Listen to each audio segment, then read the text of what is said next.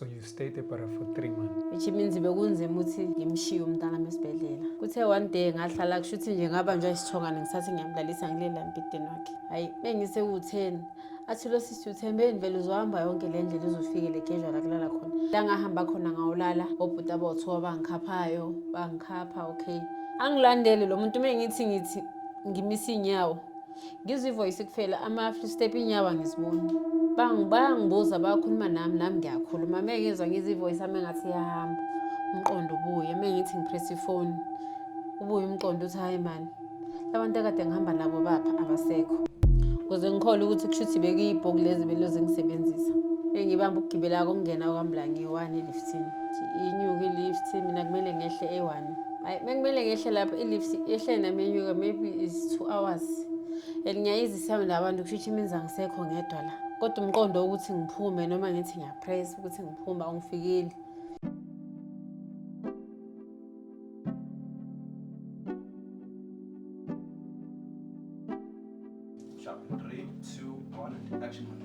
Sanibonani bafethu, sanibonani lapha emakhaya. Welcome bafethu namgelekile today once again so at a podcast paranormal show in your space. Yeah, it is good to be here. Umnandi ukuba la, umnandi ukuba nani futhi bafethu. Thank you so much for tuning in. In fact, I always say bafethu there are lots and lots of podcasts out there. I'm happy honestly, especially from the perspective of being an artist. It's good. Let us change the history bafethu in the TV and filming. I mean, last time we saw bafethu khona abantu abatoito artists about our industry and how things are happening. So yeah, I strongly believe with bafethu. Let's start to take things into our own hands. Let us take a responsibility.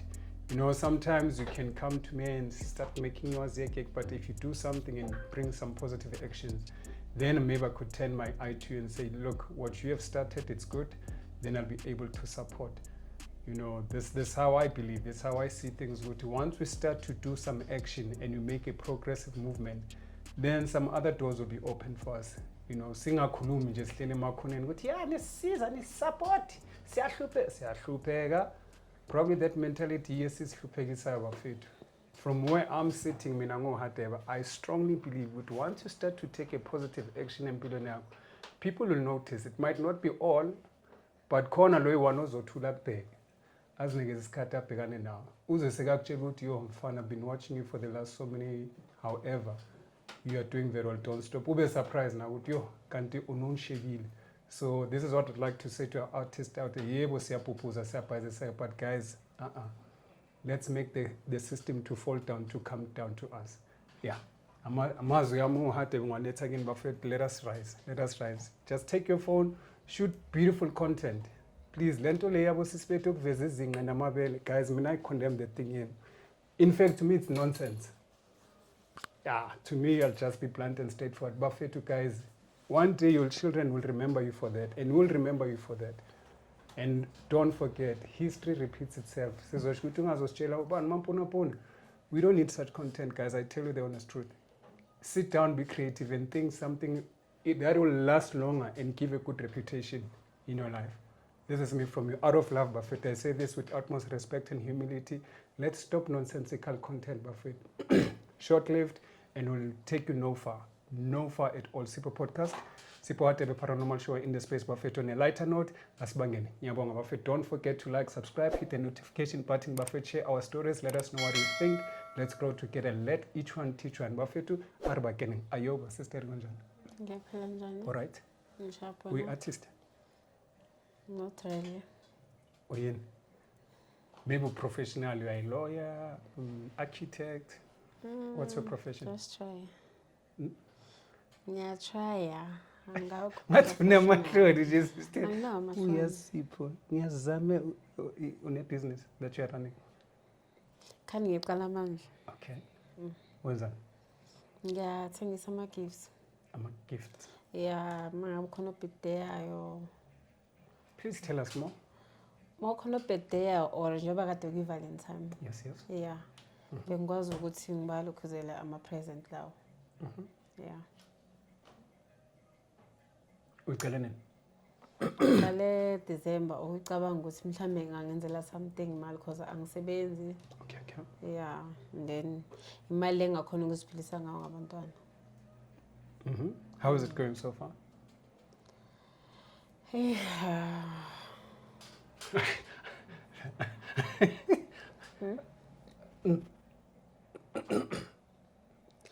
actually, Is it positive? Is it negative? Is it slow? It's slow. It's very slow. Yeah. Into ithandai, No, akusinde engiyifunayo. but into engakusiza. Yeah. It's good. It's good. You just need to give it. Uqale ngo-December, ne? Yeah, at December. Okay. Give it some time. Give it some time. Akufani nokuhlala Yeah. and complain. Okay, so all right, usivakashele today. Yeah, nginivakashelile today. Okay. Ngicela uzazise usitshele ukuthi ubani wakabani uphuma kuphi ukhula kanjani ukuthi ukhula nabo bani. Okay. Gama lami uNdlovukazi Omhle. Ubani, sorry? Bangibiza ngoNdlovukazi. Ndlovukazi. Yeah, Omhle. Omhle. Yeah. Is that your name? Okamageba Ndlovukazi Omhle. That's your name. Yeah, even WhatsApp, Facebook, yonke leyo nto ngitholakala egameni eliwani. Ndlovukazi Omhle. Yeah. Okay, ngibuya kwamaphumulo. Ngikhuliswa ugogo. Angikhuliswa ngomamami, shuthi ngikhuliswa ugogo, kushuthi abazali bami basheshe bashona. Okay. And then after lapho ngakhuliswa ugogo until ngize ngapha eJozi. Fike ngapha eJozi, okay, ngibheke itohe amasipana awekho vele. Uphume emakhaya. Yeah, ngibuye emakhaya. Okay. Fike ngenela mntwana but ngicine senginomntwana. Ufike nini ngapha? eJozi ngifike 2010. 2010 World Cup. Yeah, ngingapha ya. Bheke isikhathi World Cup ya. Yes. Yeah, ngifike la and then ngabamba ema-ofisini nangima-cleaner, okay. Bhede bengimise ngicina sengihlala phansi, okay. Thola i-boyfriend. Anginika phela umntwana yabo.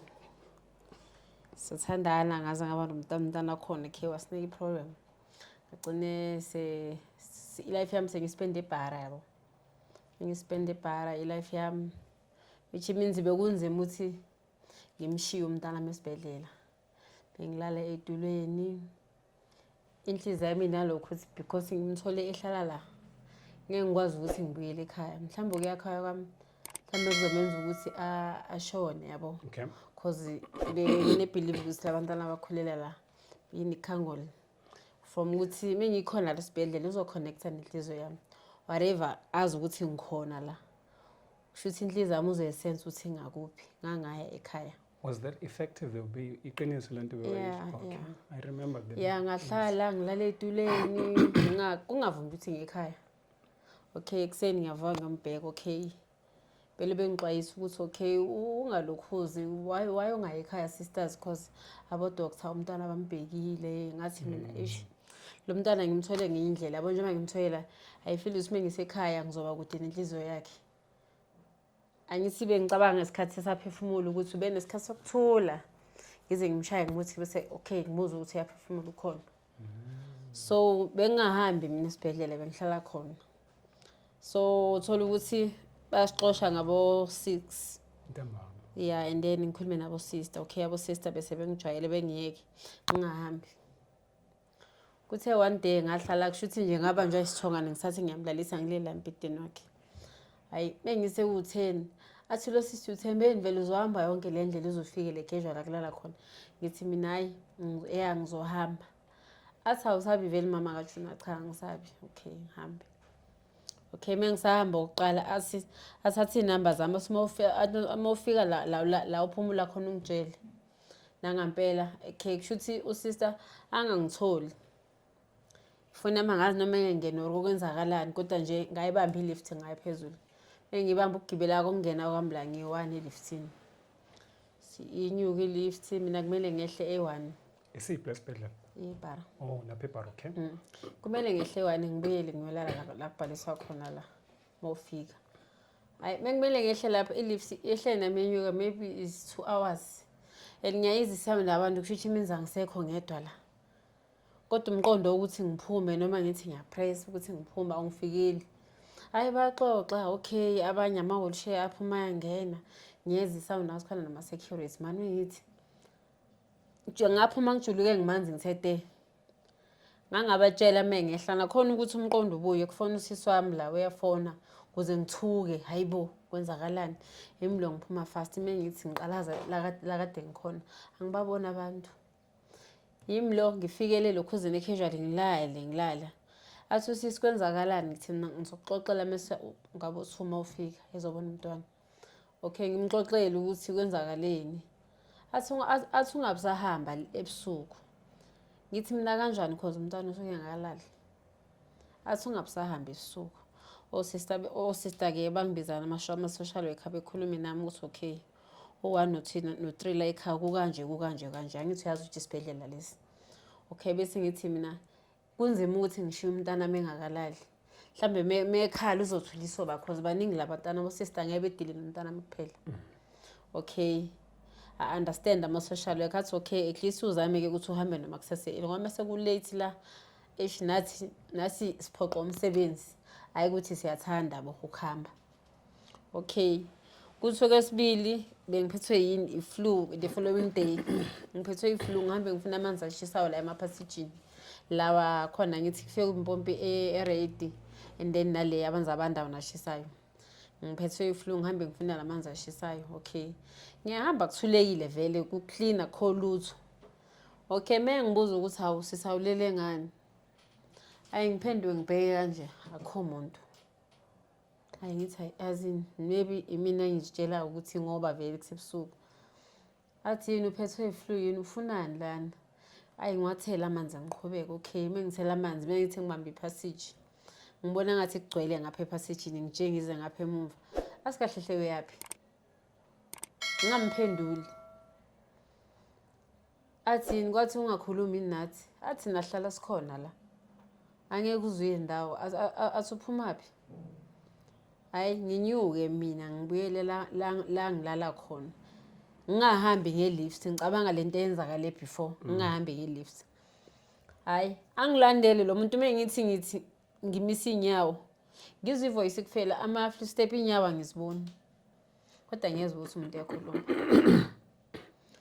mengifika la ngilala khona kube ngathi la content ngathi kushuthi umuntu ojikayo bese ebuza i-security ukhuluma lo bangithi yazi umuntu ade ngikhuluma naye ngimazi uphelele ebukhona la athi yabo into akade kutshela ngayizolo ngithi mina kahle kuyiqiniso ukuthi kunebhola ebhala bese sena zikhona nathi siyasaba nathi siphoqa umsebenzi zikhona bese ngithi mina ngicela ngitshela ukuthi wasibona athi uke wasibona ngazi bebemthume kuphi o31 uke wasibona straight yena kodwa uthe mebheka inyawo ukuthi umuntu ohambayo akaboni yezwa ngevoice uthi okay shuthi yizo lezi after lapho okay sekunzima ke manje ngiyazi ukuthi le ndawo engikuyona kunezibhoki and kunzima ukuthi ngishiye umntanami ngiyabona ukuthi ukuhamba kwami ekhaya mhlawumbe uzohliziyo yami izoba sekudeni naye nami nje vele ngeke ngize ngiphatheke kahle because mengabe ngingambonanga bengingaphatheki kahle because ngiyazi okay ubele khuzibele bengafuna ibhodlela so ngiyazi ukuthi mengikhona la ngaphakathi mezithi 6 mina ngiyahamba no sister ngigeza umntanami fast la ngithole khona iproblem mengabe sese-ICU angikhona ngungena lapha ngifike ngishaya ama-return ngibona okay kushuthi yizona ibhokile ngijike ngibuyele emuva bathi sister sikutshelile sathamba ekhaya la kuyingozi labo nje bese sila umntana ubheka bodokotela yonke into wena usafunakala okay la ngahamba khona ngawulala obhuti abawu2 bangikhapha okay bangibuza bayakhuluma nami ngiyakhuluma mengizwa ngizwe ivoice yami engathi iyahamba umqondo ubuye mengithi ngipress ifone ubuye umqondo uthi hayi man labantu akade ngihamba nabo bapha abasekho bese ngitshela usisi ngithi ayisangiphinda leso usisi athi ayiyekela kanjalo like imiyekela umntwana la sekhona uright njengoba beshilo ukuthi akusangeni nombani ungabusayi ICU thina sofika emini siyocheck umntwana wena uzoba khona nje bara ngoba phela uthi awufuni ukuhamba esibhedlela okay la kwaba i-final khona sengithi okay umntanami usebuyile elokhuzeni usese high care usebuyile ICU mase sesiphinda okugcina ke lapho ke nami sengihappy nginethemba lokuthi okay mhlambe sekusele iviki ngaphuma yabona after lapho sengijwayele nje vele ngiyabona ukuthi kuseduze okay ngafika nje abantu abawu2 bamile mengithi ngibheke phansi angiboni but ngathi igora nje zingibhekile mengithi ngishona ngapha ushona ngapha asufunani la wena Mengiyambheka athi awungiboni ngoba ngiyakubona athi ufunani la wena hayi. Ngishona kule ngapha ngathi mfishane olingana nami ngithi hayi phela lo ngizosithathela kuyena ngomshaya engafuna ukushawa. Okay, ngize ngapha mengithi ngithatha uzama ukwenzani. Ngithi mina bengifuna amanzi. Athi amanzi ngalesikhathi athi uphuma phone. Ngithi mina ngibuye uko-check umntwana. Athi uphethe i-president ukuthi ungazoyi-check-a ngalesikhathi. Uma bengane abalele ufunani la yezwa. Kusenja ngijuluke ngime emanzi ngithe te. Kube ngathi ngibanjwe isiyezi ngihlale phansi ngithi sengisahleli phansi. Kube khona into engathi iyadlula yimi. Sisuke ngijubane ngibaleke manje ngiye la ngilala khona straight. Yezwa. Mefika lo bhuti le security. Lithi hayi ufuna ukuthi uzibone zonke ibox zala ekhaya. Ngithi mina akusinhloso yami inhliziyo yami akuvuma ukuthi ngingayili yabo. After lapho esinye sasibonana naye kushuthi ngashiya ngabaleka ngashiya ibag lapha phansi la kade ngingwele khona. Ngashiya ibag sama naye solanda ibag. Bese sibuya sabona ade kutshela ngayo asasiphume ngapha. Yezwa. Sathola ini flag ikhwela umshayeli ikhwela ukuthi akame. Manini lapha sazi noma mhlambe umuntu wayekade esecurity wafela khona ebhara or isiguli esasikhona sashonela khona asazi ukuthi ngoba nje washaya iflag asacela sime lapho. Wathi lo bhuti asingami seyiqalile yizo vele isikhathi sazo. Sahamba ke from lapho. Bengifika lelo khuzeni ngiyalala etuleni. Mengilala etuleni iyabuya yonke lento ngithiwa kushuthi umntwana njobela ngaphakathi. Kahle shuthi unabantu abashonile abaningi shuthi akababoni babonwa yimi. From lapho kuze ngikholwa ukuthi ikhona into nje ngesibokhoza. Mengibona la kufanele ame khona ngenyawo angimboni. Kodwa yena ngiyafeel ukuthi even noma ekhona ekhuluma ngeze ukuthi umuntu lokhuluma nami kodwa ngimboni. Kuze ngikholwa ukuthi kushuthi bekuyibhoki lezi beloze ngisebenzisa. Kuze kuthasheke ukuthi isibhoki kumele mhlambe kube khona uzongifonela. Kuze umqondo uzobuya kuring ifone. Ngilo ngifocus kuphi efonini. Ngiyekelele umqondo lo engubona wenzakala la. From lapho nje angaze nga right. Ibhara even namanje ngisayihamba because umntanami uhamba yona. Kodwa mengikhona ebhara ngithi okwamanje ngiya emini. Manje mengihamba lezi indlela kade ngihamba ngiyacabanga ukuthi okay ebusuku la kwenza u1 no2 no3 no4. Wanda bakhona abasurvive kanjani. One day ngamface omunye usister ngathi mina ebusuku la nenza kanjani athi yena akasebenzi ebusuku usebenza emini. Usekhathele ukubona into zala ebhara yabo. Ngathi ngoba mina okwesi2 shuse bemlalisile ngingacela umntwana athi ngicela apake imoto ngaphakathi esibhedlela cause ngiyasaba manje. Ngiyasaba ukuhamba la ngazi ukuthi ingcono okay ngizolala la ngase31 apake khona indawo ukupakela ngase31 mawungena nje. Sengingaphakathi ebhara. So from lapho imoto oyifaka ngaphakathi esibhedlela ngashasha ama security okay yapaka yahlala la ngaphakathi ngiyazi ukuthi okay bengiyobona umntana ngiyabuya ngiza ngizolala la angisayili. Angisasebenzisi lift ama stepisi ngiyalala nje la. Uvuka kwami la ngiyavuka ngiyogeza umntwana ngiyabuya ngizala and then ngilinda abo doctor if bangidinga. Kodwa yona indaba yesibhoka ayishema ehiyo. Yena akhona ukuthi udlule kalula ngoba noma kuthiwa kuyenza ukuhamba kwethu endleleni. Uyacabanga ukuthi mhlambe kuzomane kuqhamuka lezi zinto akade ngiyibona. Siqhamuke ngiyibona mhlambe sokuthi uhamba nomuntu mhlambe niyahamba. Yena akaboni lutho uzobona uthuka nje uthi yena shisho sorry no bengicabanga. Yabona. Which means into ekumele ihlalile kuwena ukuthi ike yenzeka noma mhlambe yena ingakaze yenzeke. Wena ngoba ike yenza wena uzohlala ikhona emqondweni kuwena. Njengesibhoki nje mina ngiyakholela ukuthi sikhona.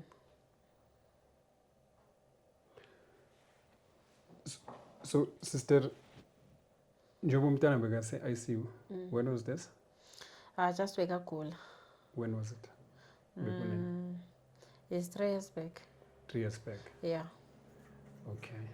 So and how long was the child in ICU? And what I'm saying is how long did you go through this experience? You go to ulale khona experience a week, a month? Ngihlale 3 months ebhara bengakhona ukuthi ngimove ngekhaya. ngizothini bebephathisa izinto mhlambe zokugeza okay yonke lonto but ukuthi nje ngimuve esibhedlela bekungavumi. So you stayed there para for 3 months. Yeah, ngikhona nje ngaphakathi. Uloku experience yonke lento enzakalayo. Yeah, yonke lento enzakala cause bekunzima ukuthi ngingayikhaya ngishiya umntanami lapha. Full 3 months. Yeah. Cause la angithi ukhulele la eKhangoro. So benginalo believe ukuthi if ngiyekhaya uzoconnecta kanjani nenhliziyo yami. If ngizoya endlini ngizomshiya la esibhedlela. Cause ekhuleni kwakhe ubesizwa inhliziyo yami ukuthi abe right. Bekuyini premature? Yeah. So was it your first time seeing a ghost? Depara. Yeah. Like in your life ever, was that the first time or wabona manje before? No, engeke ngayibona emakhaya bengazi ukuthi iyo cause bekushuthi bekusakhela eduze nomfulu kanje uyabona umfulu wehlayo.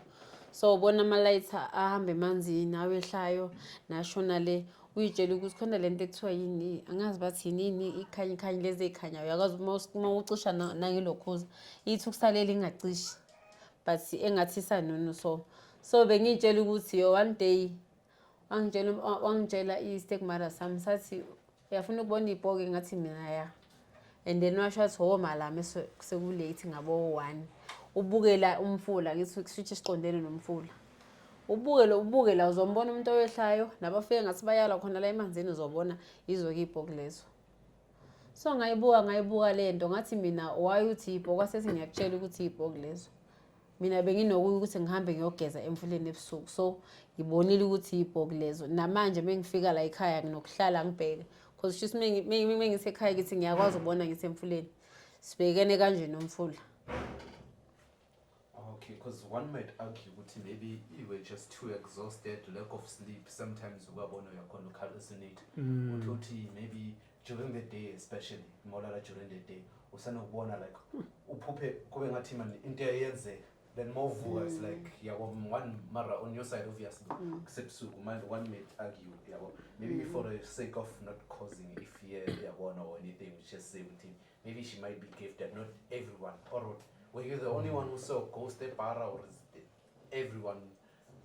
No, or most people? No, indaba yabakhulu ebhara and then ngiyayibona la semakhaya yasebhara yangenza ngabelieve ukuthi sikhona. Okusho ukuthi even the nabo nurse namadokotela they knew ukuthi vele khona yonke lento. Yeah, bayazi. So that's why bebengikhuza ukuthi okay ungayenzi ebusuku. And then imistake ibekimi ukuthi kunzima man. Kunzima ukuthi ngihamba ngishiya umntwana. Ngayibophezela ukuthi umntanami ngeke ngize njengoba akhulele la. Ngifuna until azabe mdala like azabe right azabe sharp. Okay, so were those ghosts like harmful or they're not harmful?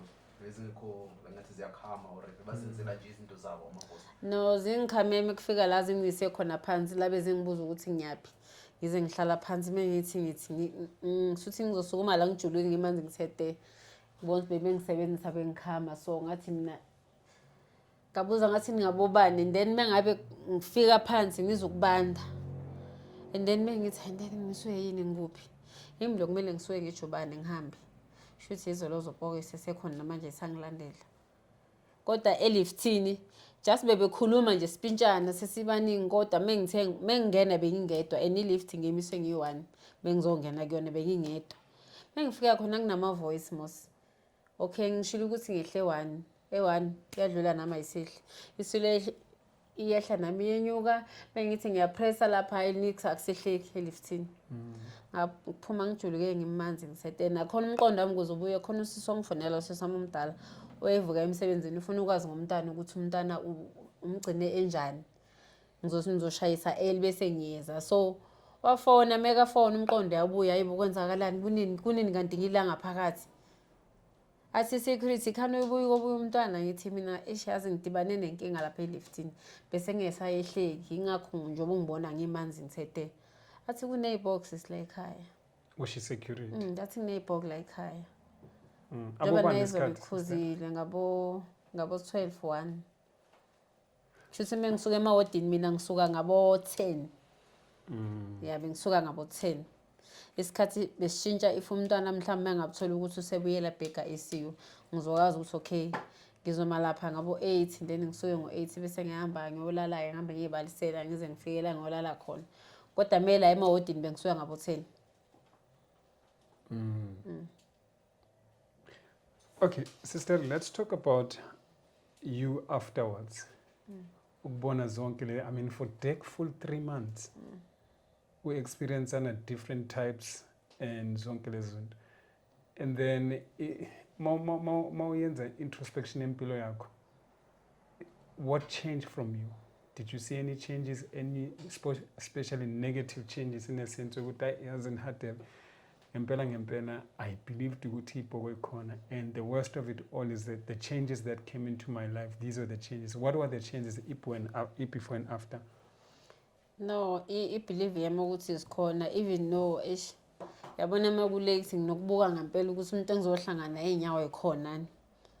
Ngiyabukisisa bonye mawuzi 7 8 ngibheka inyawo lekudeni ukuthi ngabe nje ngizohlangana nawo unazo inyawo ukuthi mesiqala swipe ushona le mina ngishona le ngizwe ukuthi angibingelele umuntu yabo ngoba kunendawo la kunama side controls mhlawumbe uzodlula umuntu kumnyama mhlawumbe athi akubulisa athi hello sister mhlawumbe uthi hello ngizokubheka ukuthi ngempela umuntu yini loyo ngithola ukuthi okay shapo hayi umuntu lona ongibingelelayo okay ngithi yebo njani siyaphila adlule kanjalo kodwa mekuzodlula kuthuleke nje nami ngiyaphenduka ngimbheke ngimbukisise ngithi hayi wanda kwenzakalani lana bese ngizama ukurasha ngithi shuthi sekuyikho lokho ngoba mhlawumbe nginokutshela ukuthi maybe ibhadi lokubona lezi zinto or yini or kwenzakala ngoba kutheni LDCA khona ubhuto khona umunye ubhuti so omuhle nje engingambona estradini sami mina ngumuntu ethandela abantu abahlala eKhamayelo Bond nje ngithandela labantu laba so mehlangana nami kanje engibulisa kuba nale intention ukuthi yo Nkosi kusebomnyameni mara ngiyambona muhle mara ukufunani lana ehostel nokwenza sister awume kancane kuse room 80 room 8 lapha abafethu ushuthini wathi ufunani la. No, angithi angijwayelanga kulokho zami balapha ngaphakathi. Sinjani kanti sidlela lapha ehostel? Ngibathele sisi ngiprefer ngaphandle. Hayibo. Namayelo ebhone hostel. Makathi hello ngithi mina ngeke ngikwazi ukukhuluma nawe kusebumnyameni hayi. Asuhlala ngithi ngihlala khona noma ngifunza ngithola kusasa. Athi manje kwangathi ujaha umuntu ujahile ngathi yazini ngiyasaba. So what we're trying to do here is trying to confirm if remember because we had a great number of guests.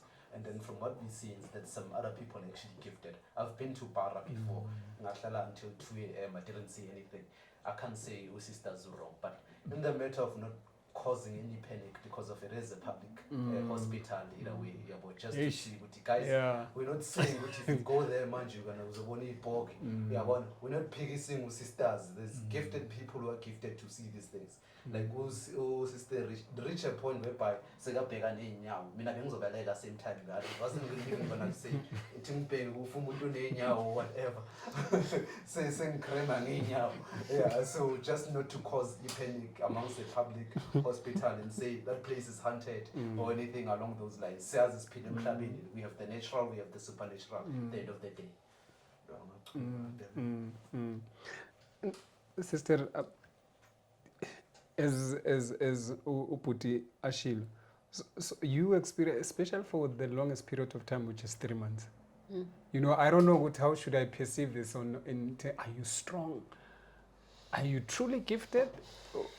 When uthi ngawo ukuthi ayihatebe, ngiyiskoko.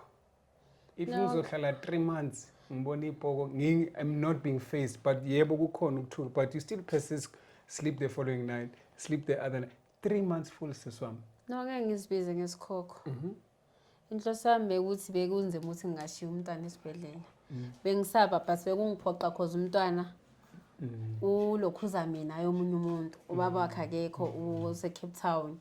So ukuthi ngizobaleka ngesimo sokuthi ngibone bengeke ungisize lokho. So ngeke ngabheka history from la suka khona nomntwana. Uthi okay. Lo mntwana ubuya kwikhangoro udinga inhliziyo yami ukuze alokhuzi aphila dinga ukuthi aconnect nenhliziyo yami bengihamba ngekhaya uzosizakala kanjani So bengasona isikhokho benginakho ukusaba kakhulu but inhliziyo yami ingitshela ukuthi ngingayi ekhaya cause ngaleso sikhathi abantwana bebehamba kakhulu bengibona even abanye kuthiwa lo kade sileni naye ebhentshini izolo umntana wakhe kuthiwa akasekho yabo nginalokho ngithi yazini abona la angiye ekhaya until umntana ngifuna ukuphuma naye la sekuthiwa ba discharge. Okay, sister, let's get into the most interesting part, which is now iba ivutondaba, so to put it. Do you refer yourself as someone who's gifted because you saw ghost in 3 months in a row? Or would you say, Hatebe, Bengwi territory, anyone could see them? Do you refer yourself as someone who has a gift? Yes. No.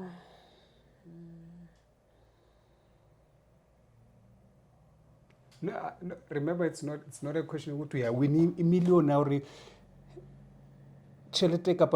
No, sister. It's a question good according to you. No, Hatebe. Chances are, if you stay there much longer, you are bound to experience it, whether you believe or not. Hence, I'm asking you. I mean, now this it gets to a point where it becomes very epic in a sense of what. Now, people that see ghosts, they refer themselves. Maybe highborn could go one, but majority would then say it's a gift. So I mean, for 3 months. Ubungahlala naye if like uyazi usikhona into oyifunayo egcineni yabo njengama ngithi bengidinga impilo umntanami ukuthi aphume esibhedlela ngibuyele naye ekhaya. Yes. Yeah, ubungahlala nalobo mzima. Angithi yabo njengami nginalo believe anginayo ifamily eningi. So ukuthi hayi ngizothi ngoba nakho ngineybox kumele ngekhaya ayile ngeke ngisize. But if ngihamba umntana amsali yathula la kuzobe false kabani? Because ngiyamazi ukuthi ihistory yakhe ukhulelephi.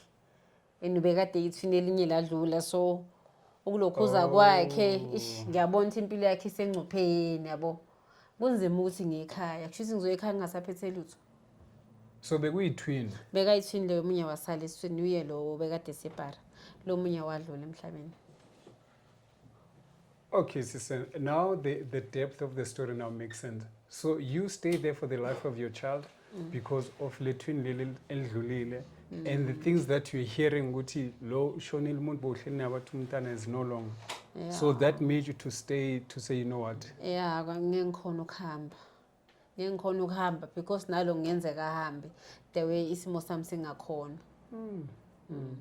So you were the only parent for the 3 months who stayed throughout the bar, or was there somebody else? No, bebe amavisa beba khona emini.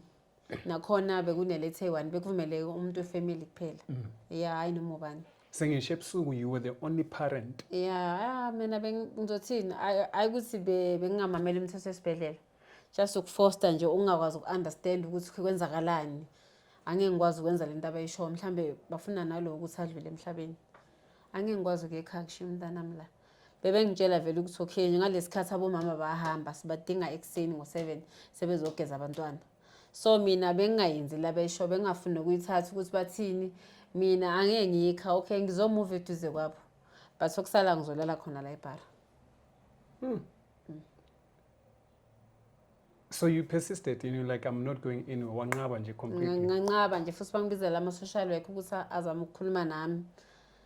Abona na ukuthi okay siyakhuluma naye but kodwa le ethi like asibona ukuthi sizokwenza.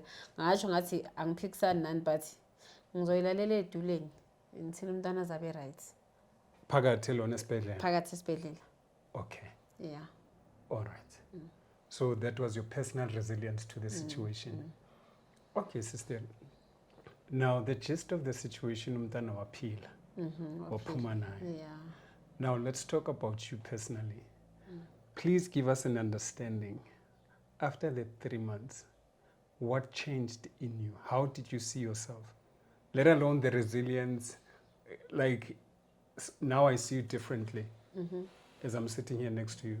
Now I know the depth of your story. Okay, it's because of this. That is why it was a no-no. Maybe umuntu would have been negligent. Ahambe. Had you not left, your child would still be alive. I understand. So, probably what you felt in your heart, don't ever leave. Stay, because your child is in a kangaroo process whereby you are needed more than those who are alone. And chances are not the only one, umzali, who was supposed to do the incubation ye-kangaroo for umntwana, but you felt ukuthi ikunikeza esinye isidima. You know, it credits you. To me, it credits you ukuthi oh, resilience yakho sisikusho ukuthi empilweni ulo muntu lo, yabo. Now, inte ebalulekile that I want us to just try and see about ama-ghost wona nje. How did your life change after that? And how did you perceive yourself in terms of, okay, let's talk about i-progress yakho. Let's talk about izinto ezenzakele empilweni. Did you then start to experience more of them afterwards? Did your life change in the negative or positive way? How was your outlook? No, ngisho yeah, khona kuye kwanzima even namanje ngasho ukuthi kunzima cause aqhubeke kahle empilweni. Ngumuntu ofoster kahle empilweni. Ngiyafoster ayikho into eyenzakala ngizothi imani yenzakale nje ngiyafoster ukuze into yenzakale mina angikwazi ugive up. Angisiyo lo muntu omane ethi ayazi nakwenzeki yabo nje noma kuthiwa khona into engiyifunayo. Angeke ngithi example ngifuna lela bhodlela. Ngizowenza zonke indlela ngize ngigcine lingake imibhodlela. Mhlawumbe uzobona after it's okay hayi ukuthi inhloso yakho ube ngabe ufuna lento le. Ngiyafoster mina empilweni bhuti. Ngiyafoster kancane. Ngiyafoster because mengabe ngingafoster futhi ngizofeyila. Angifuni ukufeyila lifeini. Now, what you're saying is very interesting to me. Ukufoster kwakho, is it prompted from you after experiencing those ghosts, or is it generally even before and after you're a fostology person? No, qala bekade ngumuntu engathi uyikho but ngiye ngabona ukuthi okay kuze uyinempilweni kumele ukuthi ufoster yabona lobo uyikakade ngiyiba busangifanele manje because ngwazile ukudlulana nala which means ukufoster kwami kuyangisebenzela after the experience after this. Okay, now let's go deeper into it. Personally and spiritually, how are you after seeing those ghosts?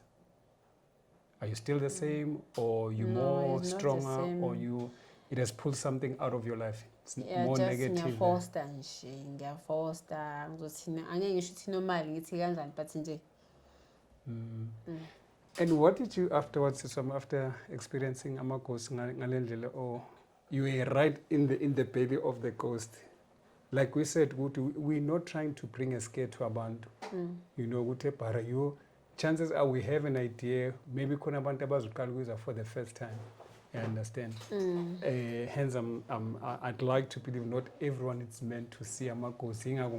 Do you consider yourself as a gifted or a special one? Or maybe you'd say, no, whether gift or not, special or not, once you're in their territory and you're there for long, you are bound to see them. You understand? So what did you do afterwards? Did you then say, yes, that is strange? So did you do something? Yeah, ngasho ukuthi ispoke njengami nje cause before ngizothini bengiweak. So ukubona kwami into ezikanje ayi kuyawa ngenza ukuthi okay. Shuthi mengabe ngizoba weak ngeke ngikwazi ukusurvive empilweni. Ngoba mhlambe kusengenzeka ngibone more than lokho engikubonile. Wangiphoqa ukuthi kumele ngibe strong. Yeah, whatever enzakala kumele ngibe strong.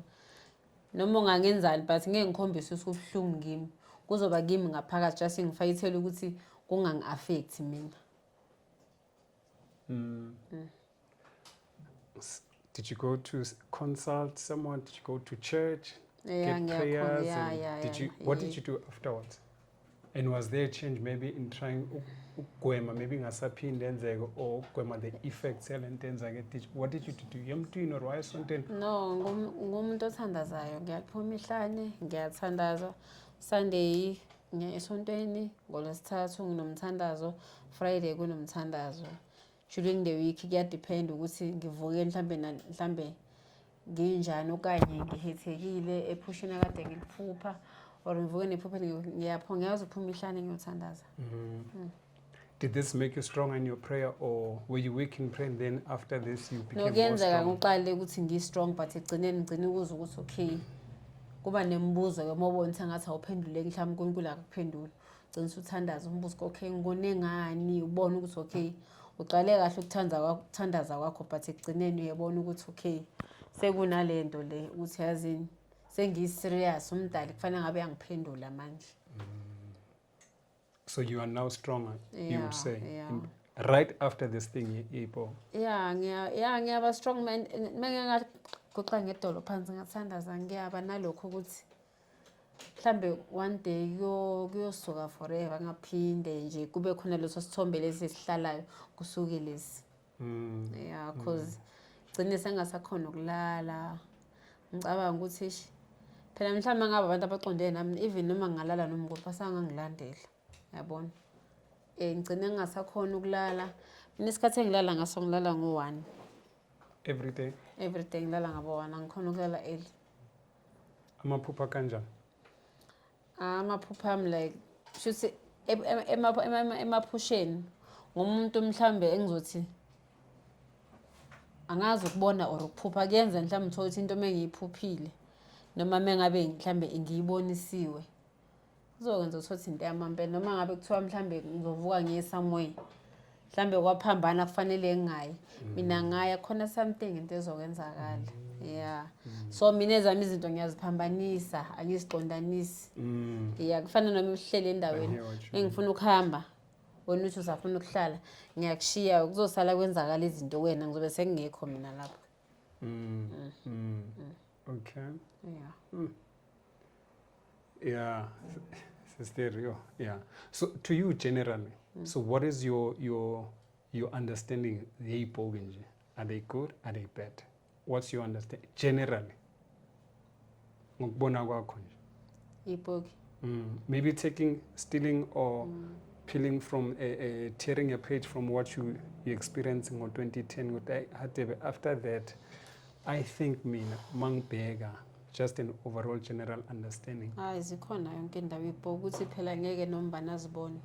Akusinombani. Akusinombani ongasibona. Wenjani osibonayo? Kuyenzeka ngithi sabantu asifani. Angeke ngithi mhlambe indlela odalwe ngayo mina angidalwanga ngayo. Mhlambe unalawo mehla okubona mina nginawo lawo mehla okubona. Okay. Yeah. Are they good or bad to you personally? Mina ngiyakwazi ukubona mina. Sengisho are they good or bad ipoko to you, Yeah, your general understanding? nginaleyo like leyo kubona. Nginaleyo like ukubona mhlambe into engekho right for mina. Yeah. Even nabantu abami ngiyakwazi ukubalokhoza if mengibona ukuthi okay la ngithi no manini la. Yeah. Yeah. Yeah, no, it makes sense. And then again, but to make sure that this it's a clarion call as well.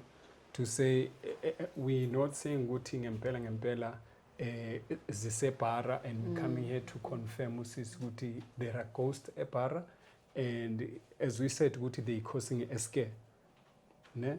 And also to say they are found everywhere.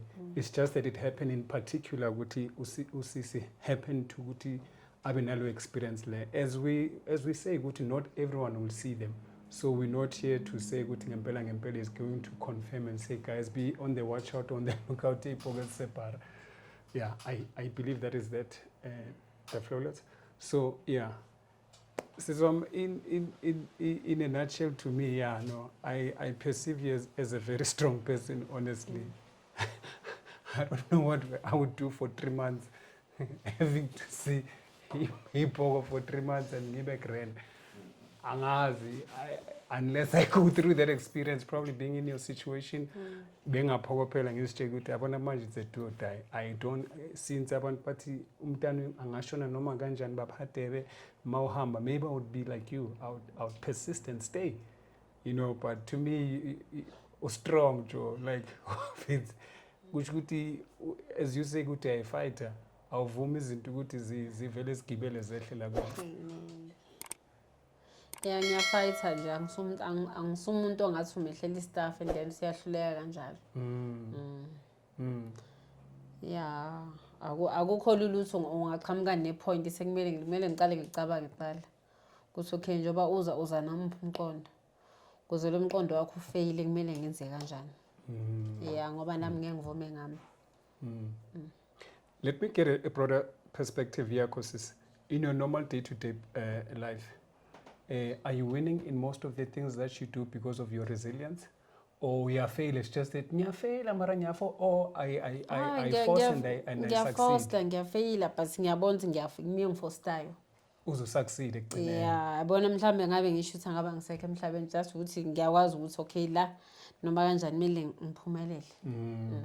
Which is good. Yeah. I'm asking you this because we've given up too easily, way too quick, way too quick. And this is a concern to me as a citizen yaseSoweto, because even in particular, you know, I always say this, if women understood the strength abanazo emhlabeni, we wouldn't be in this mess as good. Not that I blame them, but I am of the view I understand abantu besifazane amandla anyhow to control almost everything emhlabeni. No, personally, I tell you the honest truth. This is what I believe about besifazane. Now you look at even our girl child, ebuncaneni, i-influence kakhulu ekhona, even nasemntwana onomfana. Once kwaba nesandla sikamama, you will see it's either negative or positive. So my interpretation in most cases, unokuthi mawubheka abantwana manje, uthola ukuthi influence kamama, it becomes so negative and it affects umhlaba wonke. Uthole nathi thina abantu besilisa, uthola ukuthi manje ugcine wenzani. That is why you find in most relationship marriages, abantu besilisa benzani? Abomama bayenzani? They run the household. If it was positive, sisasan neimbogodo ebezisakhuleka like our grandma, not our mothers, our grandmothers used to do. Yeah. This is where I know ukuthi umbogodo. To me personally, look, I stand to say this with humility and respect to all the mothers. Ubumbogodo nokukhuleka ngokweqiniso kwagcina ngabogogo. Unless one bazoza bathi we dare you come on this particular day on this place uzobona omama basayibambile. That is why you are still alive. That is why most of the children are still alive. That is why ikolo ngakavalwa, ibhedlela ngakavalwa. It's because sisasekhona. Once we still have those type of women who are still holding it strong, then we'll still say good, there is hope. Yes, there is hope, but you hope yakhona it's still sketchy. You understand? Because now in Teplo, you walk around the streets, uthole sister uphethe black label. Shama habli babli nengcusi zethu. Understand? And the influence eningi, there is one umuntu wesifazane o strong, guys. I don't know ukuthi I understand lento le or aniyiboni, or maybe indlala says overcloud umqondo wethu, but I strongly believe abantu besifazane yoba namandla chu, abantu besifazane banamandla. But because of into ezenza ngakhona, it's like you guys are so blinded. Sibheke more on the negative than on saying as in we can fix a country and men must follow, and then we support them as well to say, look, Stano Sam, take your position as my husband, I'll take my position as your wife. We work concurrently like this. I know my position, you know your position. I'll support you with prayers behind you. Go and seek his success. I'm standing at home or I'm standing in business, but on my knees, you must rest assured good your wife is praying for you every single day. 12 o'clock in your voice, stand with some school. You know, 3 o'clock is pays was. Yeah? That's the strength of a woman. Tina's morning I woke up, I'm chill story. I understand. Yeah. I don't know. Am I talking into my sister? Is it true what I'm saying? No, kuyiqiniso lokho. Qala ngithi bekunabomama besililo. Labo mama labo ukuthi mekuthiwa bangabe konakala endaweni bayaphuma bentabeni bayothandaza. Yes. Yeah, bibizwa ukuthi ngabomama besililo. Bakonakala endaweni bayolokhoza entabeni bayokhala bekhuleke strong like ngamandla. Ukuthi okay bekhulekela ukuthi okay noma kuthiwa khona lento eyenzakala endaweni igcina idamba like ukuthi ingaqhubeki. Baphi manje sister? Eish. Angithi isikhathi asifani samanje nesaqala. But umkhuleko doesn't change. Yeah, but ukukhuleka yakushintsha yabo njengami nje mina umkhuleko iwona engibelivela kona kakhulu. That's exactly my point. Yeah, ngiyawuthanda umkhuleko because noma kuthiwa ngiphatheke kabi kwenzakaleni ngihlaba ngedolo phansi angikwazi ukuthi ngaya kumuntu ngiyothi ngicela ungisize sekwenzakala ukuthi because nginalo believe ukuthi uzoqala asizakala ngendaba zami mhlamba atshela omunye uthi konje lo ngamsiza kanjani angikwazi ukuthi ngibikele omunye umuntu indaba zami uyedwa ngimbikelayo lo esingamboni. Yeah. Right, bafethu lapha emakhaya no. Sister Ufikile, ukhulumile uDabola Buffett, please let us know what we think. I still stand on my words, guys, with all humility and with all respect.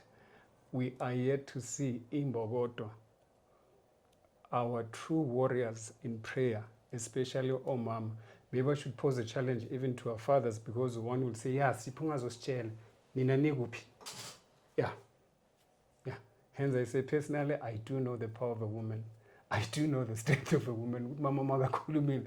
And emanga ngathi uyalo. Tina abantu baba sigcine, hey baby, okay baby, it's fine. Just do your thing. I trust you to do this, and you finish what you've started. And once you take our position, I take my position, you take your position, I strongly believe things could change drastically. So if you feel good, I'm talking nonsense, please do come through to the show. Ungitshele straight emehlweni ukuthi usasomntwana kabona uyazi lento ekhuluma. Please, I beg you, tswetswe ke a o kopa mme wa ka, nkgono wa ka. Itlong bomme kaofela le tla di studio sa rona. Itlong nna ke a le bitsa ke a le kopa, itlong bomme ba rona. Le re jwetse hore re batla setjhaba. I do know that Ilona Jose FM, they call a day of prayer to pray for South Africa. They do. Mtsipe does this thing with all due respect to you, sir. You call and bize wonke amabandla kugcwale stadium. So I'm saying to abomama lapha emakhaya who's strong, maybe you feel touched with ngikhuluma uDodi. I'm saying, please let us have those mothers into the studios to come and say, be careful what you say with your mouth. Don't be big-mouthed for nothing. We're still here. We're still standing strong for you. You are here. So the podcast is existing. LifeSweat is doing extremely well because of our prayers, and you don't know.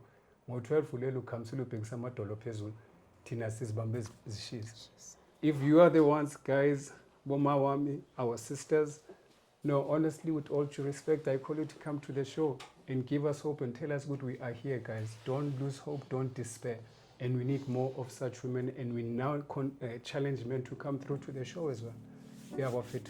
Ngicela siyibhake khona lapho Soto Podcast Paranormal Show siphathe mina litenge thatha umuntu le sister reflector again. Let each one teach one, Buffett.